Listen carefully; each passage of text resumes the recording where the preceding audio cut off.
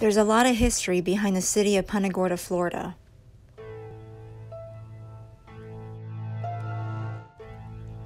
Secrets buried in old historical buildings and homes, strange occurrences and ghostly sightings. But the most distinctive haunting in Punta Gorda is the Sandlin home. The Sandlin home was built in 1893 by City Councilman James L. Sandlin, who also later became mayor. James was married to Mary Lulu, and together they had 6 children. But tragedy started to strike. In 1889, James and Mary's infant son passed away only 3 days after birth.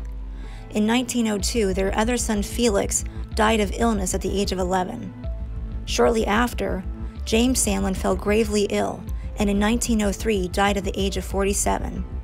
But the most haunted death of them all was daughter Mary Leah. In 1909, 14-year-old Mary Leah Sandlin was ironing on the front porch of her home. She was using a gasoline-powered flat iron.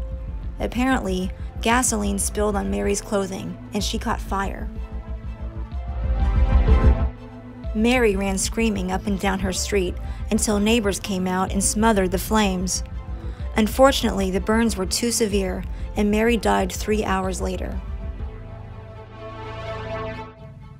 Mary was buried in Indian Springs Cemetery, in which her father, James, had donated the land. All of the Sandlin family reside there now. Indian Springs Cemetery is also among the many haunted places in Punta Gorda, Florida. Although Mary Leah Sandlin is buried in Indian Springs Cemetery, her spirit still lives in her home to this day. Different homeowners over the last several decades have claimed to hear a young girl's voice. Others have experienced objects moving from one place to another. Some owners have actually seen brief glimpses of a teenage girl wearing early 1900s clothing. There have even been sightings of a shadow-like figure pacing around the Widow's Walk that sits atop the house. A more recent homeowner has described Mary's ghost as a typical rambunctious teenager, but a friendly one.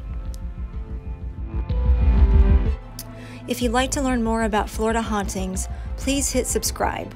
I will be taking tours of haunted historical places and cemeteries.